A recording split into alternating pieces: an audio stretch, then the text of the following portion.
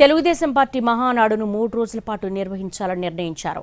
భారత్ పాకిస్తాన్ మధ్య ఉద్రిక్తతలు, యుద్ధ వాతావరణం కారణంగా 2 రోజులకే పరిమితం చేయాలని మొదట అనుకున్నారు.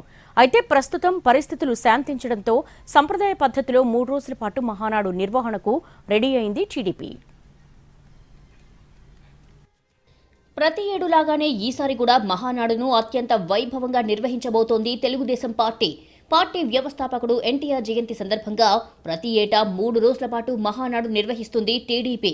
ఈసారి దేశంలో యుద్ధ వాతావరణం నెలకొనడంతో మహానాడు నిర్వహించాలా వద్దా అనే చర్చ జరిగింది. పరిస్థితులు క్రమంగా మెరుగుపడటంతో 3 రోజుల పాటు మహానాడు నిర్వహించాలని నిర్ణయం తీసుకున్నారు. అమరావతిలో మంత్రులు, పార్టీ సీనియర్ నేతలతో లోకేష్ సమావేశమయ్యారు. ఈ నెల 27, 28, 29 తేదీల్లో మహానాడు నిర్వహించనున్నారు.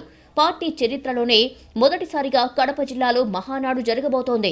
కడప నగరం సమీపంలోని సీకేదిన్నె మండలం చెర్లోపల్లి, పబ్బాపురం గ్రామాల పరిధిలో ఏర్పాట్లు జోరుగా జరుగుతున్నాయి. మొదటి రోజు టీడీపీ విధి విధానాలు, సిద్ధాంతాలు, కార్యాచరణ, పార్టీ బలోపేతంపై చర్చించనున్నారు. పార్టీ బలోపేతానికి సంబంధించి నేతలకు దిశానిర్దేశం జరుగుతుంది.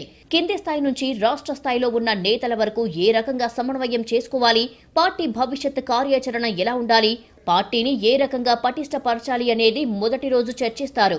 రెండో రోజు మహానాడులో కూటమి ప్రభుత్వం చేపట్టిన అభివృద్ధి, సంక్షేమ కార్యక్రమాల మీద ప్రధానంగా చర్చ జరుగుతుంది.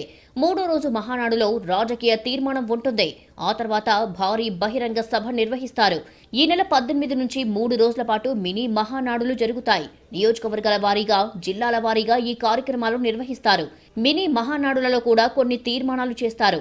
27న జరిగే మహానాడులో ఆ తీర్మానాలపై చర్చిస్తారు. పార్లమెంటు నియోజకవర్గాల్లో కూడా ఈ నెల 20, 21 తేదీల్లో మహానాడు నిర్వహించనున్నారు. ప్రధానంగా క్యాడర్లో జోష్ పెంచడం కోసం ఈ కార్యక్రమాలు చేయబోతున్నారు.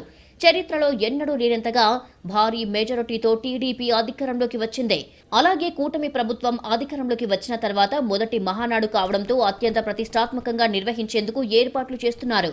ఇందుకోసం 8 కమిటీలు ఏర్పాటు చేశారు. 2 రోజుల్లో మహానాడు జరిగే ప్రాంతంలో భూమి పూజ చేయనున్నారు.